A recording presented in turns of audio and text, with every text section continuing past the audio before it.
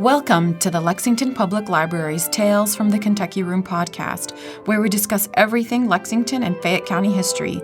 I'm Miriam, and in each episode of this podcast, we will feature a guest that will share a piece of local history. So thank you for tuning in and enjoy.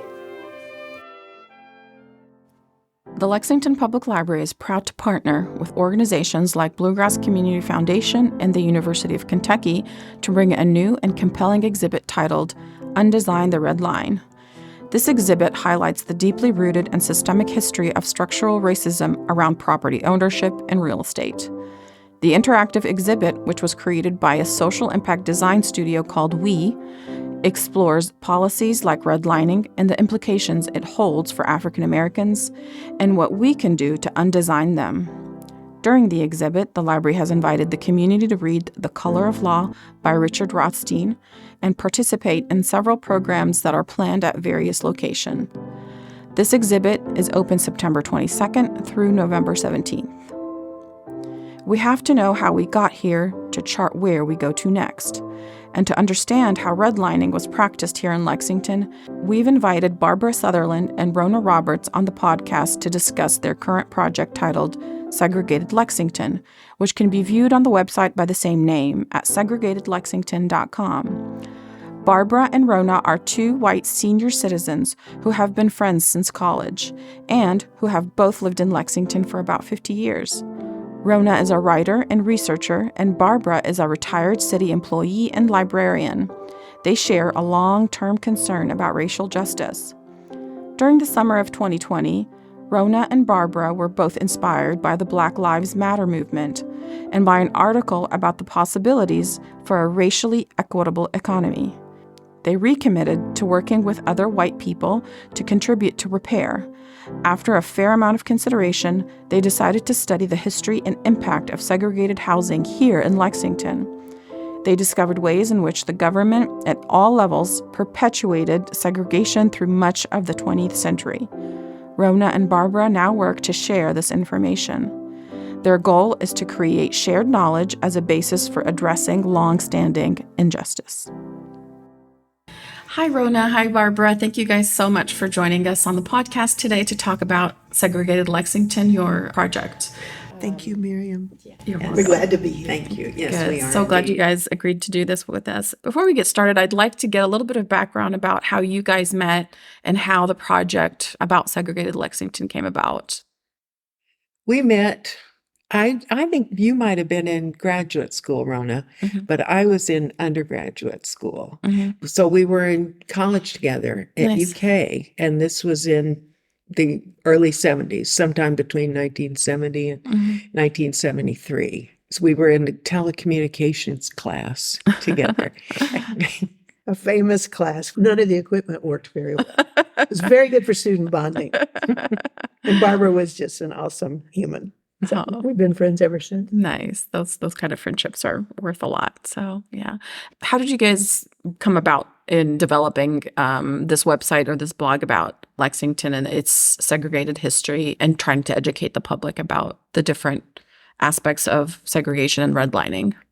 Like a lot of other Americans, we started in the summer of 2020 trying to figure out, as two elderly white people, what are we supposed to be doing about what we're seeing and becoming aware of, really, for the first time, the extent of racism.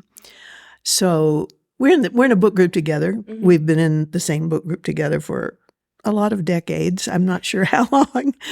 But I read an article on the eve of Juneteenth that year. It was called Centering Blackness. I think the subtitle was The Path to Economic Liberation for All, something like that. It profoundly affected me. I sent it to our book group, and Barbara responded the next week, and we started talking about the fact that we wanted to do something, as people do. So our first thought was, well, we first started saying, well, we need to be working toward reparations. That was just as clear as a bell to us. And then we said, well, but how could we be convincing? Well, we'd have to show people all of the things that happened here in this community that make reparations just. You know, what has happened. So we were going to tell the story of Black life in Lexington from the first arrival of the first Black person until the present. Barbara made a beautiful outline. But of course, we're not historians. We haven't said that, but maybe now we're historian wannabes, but we're certainly not trained historians. So Barbara's mother was a realtor and was very influenced by realtor training and learning about the Fair Housing Act. That came down from Barbara's mother to her. So she was convinced fairly early on that housing and segregation in housing was a legitimate focus, and also it made sense because the information is discoverable. It hadn't been discovered, it hadn't been pulled together, but they're public records of who owns what and so forth. So then we started working on segregation. Only took us a couple of years to read academic articles and talk with some people and try to figure out what was going on. And Barbara has spent an inordinate amount of time in libraries, and including the Central Library and its Kentucky room, and also in the county court clerk's office doing deed research.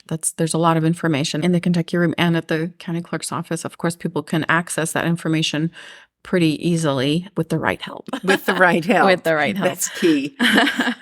Let's get right into it. So tell us, why is Lexington so segregated? I mean, even to this day, I think a lot of people, it's pretty obvious that, our neighborhoods, as diverse as we like to think they are, they're not really. There is a disparity in the land ownership and in the wealth. Give us a little bit of background on how we got here.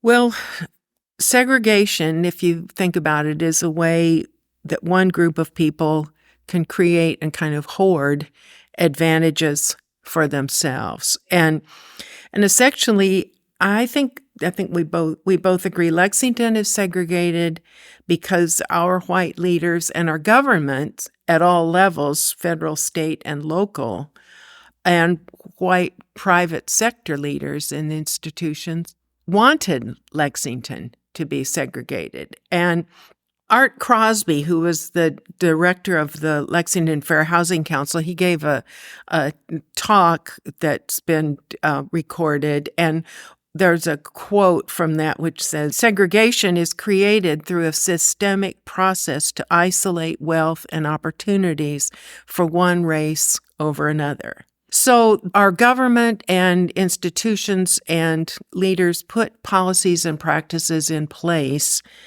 that ensure that it would be segregated. And so many of those remain in place today, or the impacts are still there. So many of those impacts are ongoing, even today, 55 years after the Fair Housing Act was passed. Most white people are really unaware of how segregation has benefited them and continues to do so. What kind of policies, whether they're local or federal, contributed to the segregation? We address 5 major policies or policy areas. I'm sure there are more. These are the ones that made sense to us that we could identify and defend in Lexington. And the first is racially restrictive deed covenants. We now know, we could have guessed, but we now know for sure that this was not the only place in the country. These things are everywhere. Mm-hmm. We've seen now deeds in San Antonio, Milwaukee. They're really everywhere. Redlining, which the library is about to have a project that shows the community a great deal more about redlining. We'll talk about each of these in more detail. Realtor steering, which is not a government policy, but it's a set of practices that was completely sanctioned and even required by the National Association of Realtors. They're the national association that guides realtors for a very long time. Some planning and zoning practices, not all, but some. And finally, urban renewal. And, during those times, it's presented as something beneficial to the city, and it's renewal, it's progress, it's moving forward. But sometimes when you move forward, there's people that are left behind because of those policies, one of which is, of course, redlining. So tell us about how redlining was practiced specifically here in Lexington in order to marginalize Black people. the way redlining operated, it's the practice of denying home loans for homes in certain neighborhoods because of the race of the people who lived there. And private lenders probably engaged in redlining from the very beginning, but it became national policy in the 1930s with the Federal Housing Administration. And that was a New Deal program, and it used racist criteria that allowed white people to get low interest, long-term mortgage loans to buy homes, but it did not allow Black homeowners the same opportunities. And the FHA presented their criteria in these color-coded maps, and the neighborhoods that were colored red on these maps did not receive loans. There were yellow neighborhoods colored yellow, and they could get mortgages maybe a shorter term. Neighborhoods that were colored green could get mortgages of up to 25 years. And this was really significant because up to then, mortgages had tended to be for maybe 5 years. So you would borrow money for 5 years, and then you'd have a big balloon payment, and you'd either have to pay it off or get a new loan. But with long-term mortgages, then you had more certainty and you had lower rates. So it was a huge benefit to white people, but it was denied to Black people.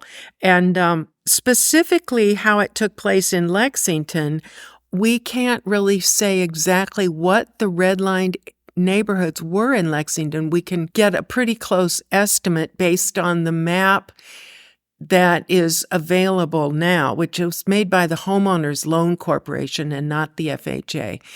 The FHA maps mysteriously disappeared in the 1970s, and a couple of them still exist, but the one for Lexington doesn't. But that HOLC, Homeowners Loan Corporation, they used similar criteria, they used similar methods, and they were done at about the same time. So it's, I think, legitimate to assume that those maps are very close to what the FHA maps would have been like. And the Homeowners Loan Corporation map for Lexington exists. A lot of people have seen it, and I'm sure a lot more people will see it during the Undesign the Red Line. In 1970, the Planning Commission kind of acknowledged the impact of this in a report they did about low-income housing. And in that report, they said that until the fair housing legislation of the late 1960s, the only housing available for Black people was in, quote, predominantly Negro areas. And they listed those areas as being the housing projects, which were segregated for many, many years, 2 Black subdivisions that were pretty small, the rural African-American hamlets, which we've been learning more about recently, and then 13 neighborhoods that were kind of centered around downtown. And these had been deemed low standard neighborhoods because housing conditions were crowded, there were environmental issues, and so on. So African Americans were really concentrated, and with the huge expansion of housing that took place really starting in the 1920s, but then increasing after World War II, huge numbers of opportunities for middle-class white people to build wealth by buying homes in appreciating neighborhoods or neighborhoods that eventually did appreciate, that those opportunities were denied to African Americans. You also mentioned the steering by realtors. What role did that play? Did realtors kind of essentially steer people to specific neighborhoods or to avoid neighborhoods? Well, we think that steering by realtors is really an important part of the story, but it is a thing that's really hard to prove. We do know that that realtors were required by their association to steer white people toward neighborhoods that were predominantly white and black people toward neighborhoods that were predominantly black for a long portion of the 20th century. That became illegal in 1968 with the passage of the Fair Housing Act. So one of the things that we have as evidence is an oral history by a white realtor named Ben Story, a very good storyteller, Ben Story, and he describes his assisting the first UK professor, the first black UK professor, Dr. Joseph Scott, and his family in finding a home in a white neighborhood. And in this case, it was the all-new Cardinal Valley, which was all new and all white. He took a lot of flack for his helping this new black family settle there. He took a lot of flack from fellow realtors, including at their annual meeting. He was harassed, he was threatened. And so we know that he was outside the boundary of the usual realtor practices when he did that. So we also know, the other thing we know for sure is that 10 years after the Fair Housing Act, in 1978, the Kentucky Commission on Human Rights did testing with black and white people posing as they were in pairs. I mean, they didn't go in pairs, obviously, but they had the same income, the same kind of house that they were looking for, and they went at different times to the same realtors or realty agencies. And also they were testing rental spaces as well. So the Kentucky Commission on Human Rights found steering in 2 out of 3 instances in 1987, which is, almost 10 years after, 1978, which was 10 years. And then 9 years later, it was still 38%, still more than a third of cases. So steering is really, there are very recent now studies that are based on similar kinds of tests that show that steering is still rampant in a lot of places. We don't have any evidence here. And we have, in fact, our Realtors Association is working on this very issue hard. So let me drop this little statistic in here that there were a huge array of houses available for white families.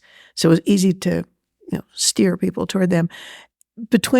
At the end of World War II and 1961, there were more than 15,000 new home lots available. Sounds like a huge number to me.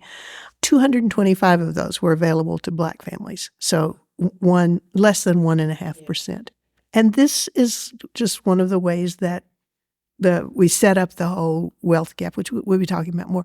But we do want to give a shout out to the library here, because your local history index gave us the news article with this information about these home lots, which is really like it's gold. It was in a lengthy article by Andy Ekdahl. Yeah, that's incredible. And this steering has long-term effects till this day. And that's why we see neighborhoods, when you walk out your door and you meet your neighbors, do they look like you? Do they live like you? Do they have different experiences or similar experiences? And that's just, it's a fundamental way to kind of realize, okay, there's disparities in this city. And I do want to give a shout out to your website. It's so informative and it's so well organized. And can you give us the URL for that website? www.segregatedlexington.com. And you guys cite all of your resources and all that. So it's a really nice website. I found it very informative. Oh, thank you. So all of these aspects of segregation and redlining, it is a bit depressing, really, of where we're at. But the thing that I liked about your website is that there's remedies for this. There's solutions. And can you talk to us a little bit about what we can do on an individual level and as government policy to rectify the effects of segregation and redlining? Since you said individual, we kind of came prepared to talk more about policy, but individually, there are things that we can learn to do through learning what the true and accurate situation is. And I want to ask Barbara if she'll talk about how one could work to repair segregation through the Nextdoor app. Oh. The Nextdoor app that people participate on? It's kind of been one of my pet peeves that when I look on the Nextdoor app for my neighborhood, but it covers many surrounding neighborhoods. And there's useful information there, about somebody who's good at, doing electrical work or whatever.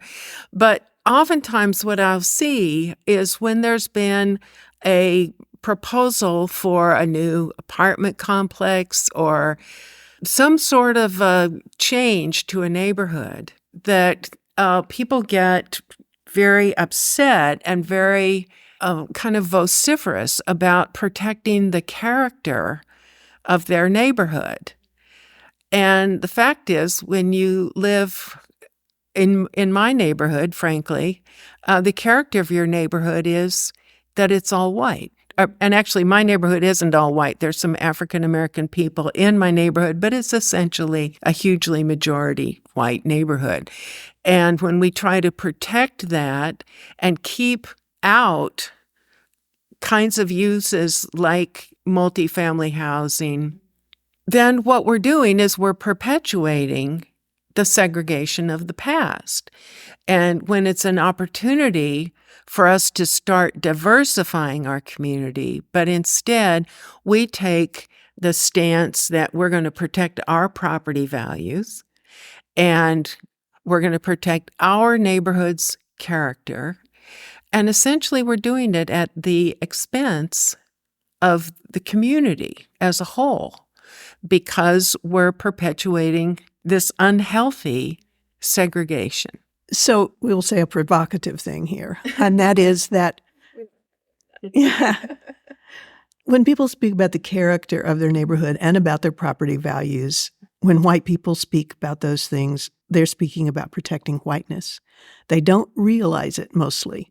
That's part of our reason for doing this project. We're mostly in the business of asking people to recognize a bigger context in which these factors are operating, and that bigger context is a history of white people having had a whole lot of advantages, having been given legally a whole lot of advantages that still are advantages, partly because of the way the wealth from owning houses passes through generations.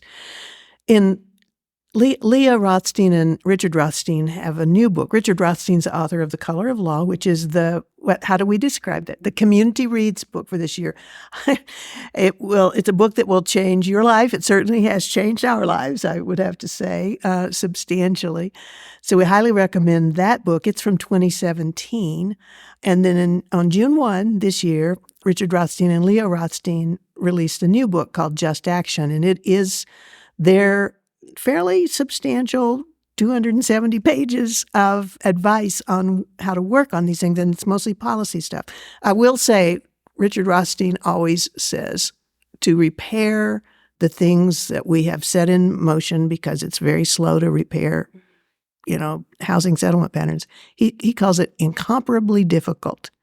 So just have that in mind. Incomparably difficult. Let's chip away at it. They suggest for very big things: improve resources in existing low-income, predominantly Black areas. So invest in housing, schools, medical care, libraries, green space, transportation, and more.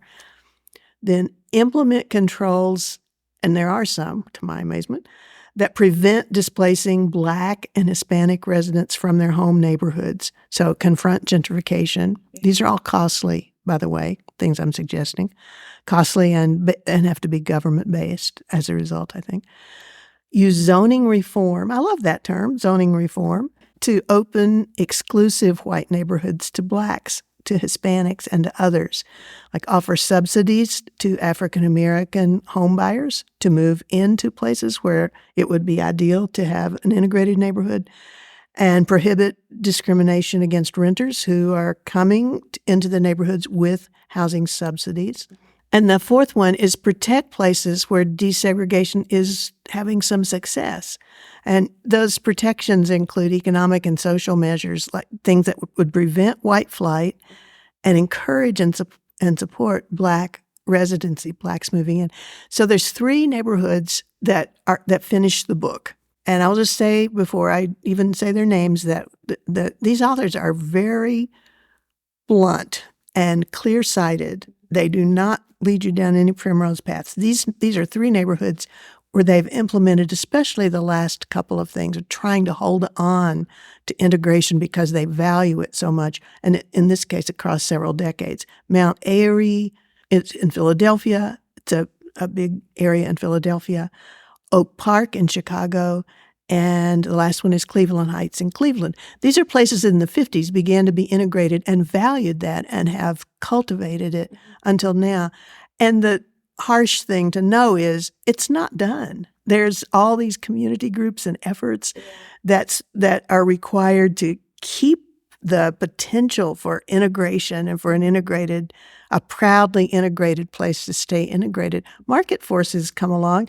So all of a sudden, Barbara, you and I, we would like to live in an integrated neighborhood. Well, so would about 30,000 other people. So the housing prices go up. And then the people without generational wealth, that would be Black families, can't afford to get in. So then inventive, even including banks and realtors, inventive people have figured out some ways to ameliorate, I guess, these market forces. But it's dicey, and it's always fragile.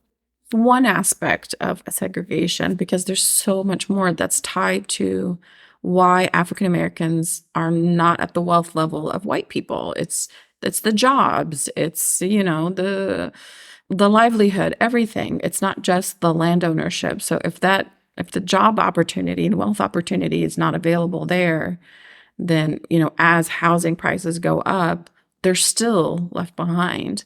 And that's why true. This is so difficult. That's true. But Richard Rothstein uses this statistic, and I might get it wrong, but what he said, and he's talking from 2017, that Black income is about 60% of white income. Black wealth is somewhere between 10 and 12% of white wealth. So what that means is that difference between 60% and 10 or 12% can be attributable not to Black people not having as good a job or as good an income, but it's essentially the land policies. And, the period that we've talked about, this redlining period, the first half of the 20th century, essentially, was a really crucial period for home ownership and wealth acquisition. And a huge amount of housing was built, and then the government had these policies like redlining and that enabled white people to avail themselves of that property, and Black people could not. And so white people were developing wealth during that whole first part of the 20th century that's passed down through families in one way or another. It doesn't necessarily mean you inherited it from your parents. But maybe that your parents were able to send you to college because they had home equity backing up their savings. Or it may mean that when your grandparents got old, they were able to take care of them without having to get a second job, So there's so many ways that this accrued wealth from home ownership has benefited white people. And it's certainly not the only contributor to the disparities in income, education, health, and so on. But we think it's really crucial. One other interesting statistic. Well, first of all, let's give a plug to an 18-minute video that's on YouTube, available widely. It's called segregatedbydesign.com.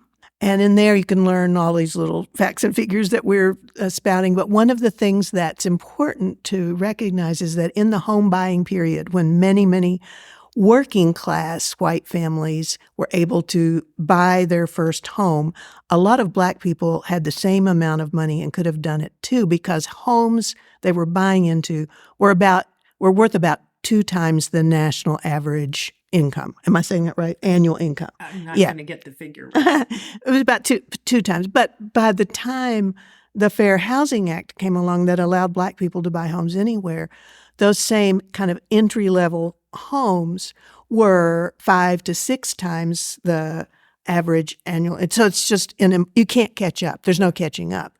And then there were those decades where white wealth was building. So anyway, I highly recommend Segregated by Design, the video, 18 minutes. And it's incredibly well done. Yes.